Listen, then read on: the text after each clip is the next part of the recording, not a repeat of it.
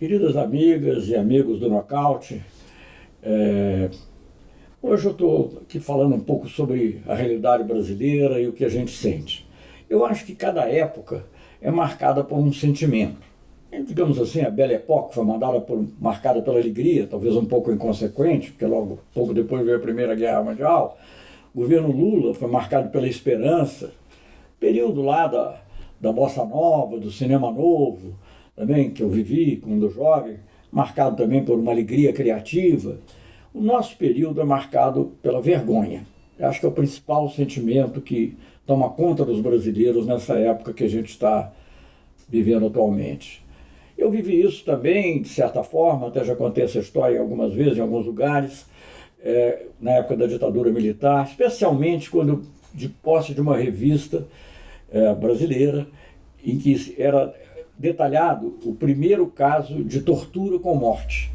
Eu estava subindo as escadas, escada rolante, numa estação de metrô em Londres, me dirigindo ao London School of Economics, onde eu estudava, quando vi a história da morte do estudante Shael, algo que me deixou assim profundamente envergonhado, como se todas as pessoas ali estivessem olhando para mim. Hoje nós vivemos algo parecido. E como é que eu poderia sintetizar essa vergonha? Olha, eu acho que a coisa mais forte, a imagem mais marcante é essa imagem desse secretário de Cultura, Alvin, pouco antes da sua demissão, citando Goebbels. É algo citando e plagiando Goebbels e defendendo os mesmos conceitos de uma arte dirigida, de uma arte que conduz para a defesa de certos valores, dentro de cuja concepção há naturalmente a censura, a proibição, a morte, tudo que está implícito nisso. E eu não pude deixar de lembrar, vendo aquela imagem, essa imagem do Alvin, do filme do meu filho. O filme do meu filho, Vicente Amorim, e aí é um caso curioso, de que a vida imita a arte. Ele fez um filme justamente sobre a trajetória. Não estou comparando as trajetórias, porque o personagem do meu filme, vivido pelo Viggo Mortensen, apesar de tudo, é mais simpático. Digamos, mas a trajetória de um professor que é levado ao nazismo, que é cooptado pelo nazismo.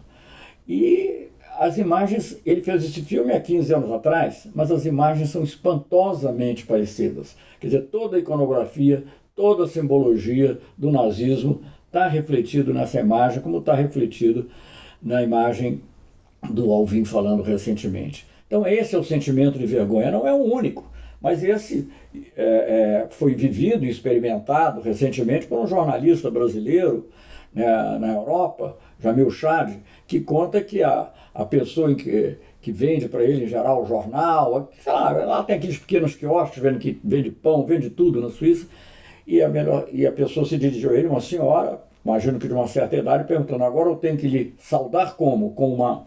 Com um gesto nazista? E essas coisas deixam a pessoa realmente profundamente envergonhada. Não é a única. Tivemos outros fatos recentes também, que também nos enchem de vergonha. Vamos citar um atual. Essa questão agora, aí nem foi o governo, mas é o problema mais profundo, que é um problema da sociedade, mas a atitude também nazista tomada contra o Glenn Greenwald, essa supressão da liberdade de imprensa, isso também já é vergonha no mundo inteiro. Esses casos que eu estou citando não são casos que geram reação apenas aqui nas pessoas progressistas que vivem no Brasil, nas pessoas mais liberais. Não. Elas geram reação no mundo inteiro e geram uma perplexidade, porque essa nunca foi a visão que as pessoas tiveram do Brasil. Aqui no Brasil, para usar aqui um termo que eu sei que outros já usaram, que o meu amigo Mino Carta sempre se refere, a Casa Grande sempre soube disfarçar a sua dominação. Ela sempre foi apresentada de uma maneira mais suave. Podia não ser na realidade, mas era apresentada. Agora, imagens como essa, de um secretário de Cultura defendendo o nazismo, de um jornalista, prêmio Pulitzer sendo ameaçado, sem julgamento, sem sequer indiciamento pela polícia, contrário a opiniões já dadas por juízes do Supremo. Tudo isso é muito envergonhante. Se nós somarmos a isso o fato de que um cientista classificado entre os 10 melhores do mundo, 10 mais importantes do mundo nesse ano, foi demitido do cargo porque apresentou dados que não interessavam. Quer dizer, nós estamos vivendo um momento de censura que não é só a arte, é uma censura que já é horrível, e a criatividade é uma censura até aos dados, é uma censura à realidade. O presidente do Instituto de Pesquisas Espaciais foi censurado porque simplesmente disse a verdade, deu os dados que havia sobre desmatamento na Amazônia. Então, é uma vergonha que vai se acumulando, e a vergonha é um sentimento dominante nesses tempos que nós temos vivido. É realmente algo que nos deixa muito, muito tristes. Poderia somar inúmeras atitudes na política externa, não é? Essa vassalagem ao Trump, não é nem aos Estados Unidos, é ao governo Trump em matéria do Irã, um assassinato assassinato que na realidade foi apoiado pelo governo brasileiro e pelo ISIS, que é o Estado Islâmico, que é talvez um dos pouquíssimos grupos terroristas, são dois, eu acho, que a ONU realmente reconhece como grupo terrorista. E tudo em nome ao combate ao terrorismo. Quer dizer, é uma coisa abismante o voto em relação ao embargo contra Cuba, como muitas vezes eu já disse aqui e em outros lugares. Não é um voto sobre Cuba, é um voto sobre o direito internacional. Por isso que países de direita, das Filipinas até a Polônia, votam a favor da resolução. Pouquíssimos votam contra, só Estados Unidos e Israel e agora o Brasil. Bem, tudo isso nos envergonha muito. E a nossa vergonha é ainda maior pela maneira assim, torpe como as nossas riquezas estão sendo entregues, como o nosso mercado, que é talvez a nossa maior riqueza, está sendo entregue a interesses internacionais. Falar da Petrobras, da Embraer, tudo isso já se falou. Mas agora o ministro da Economia, lá em Davos, nos diz que ele vai abrir as compras governamentais. Claro que virão alguns e dizem, não, mas já havia licitação. Sim, havia quando interessava ao Brasil.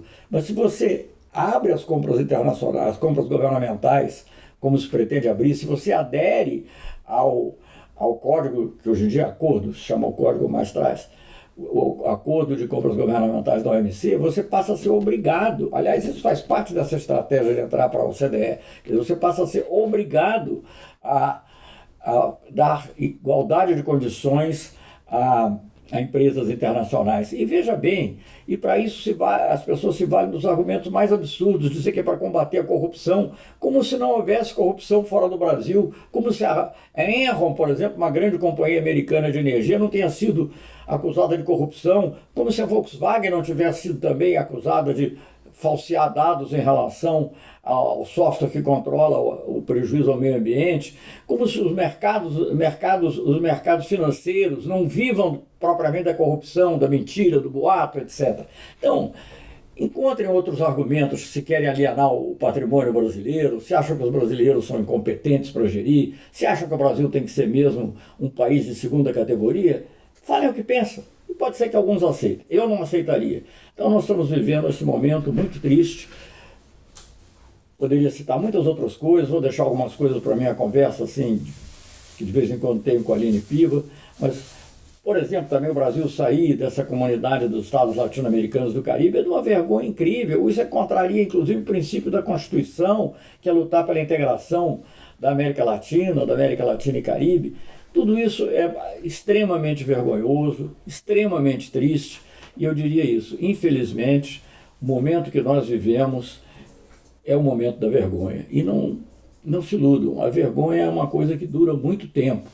Eu me lembro sempre do final do livro do Franz Kafka, O Processo, né, em que morre o personagem central e ele, ao ter os seus últimos suspiros de vida, ele morre e diz assim, e era como se a vergonha tivesse que lhe sobreviver a ele. Isso é muito ruim. Tomara que não seja o caso no Brasil, não vai precisar mudar muita coisa.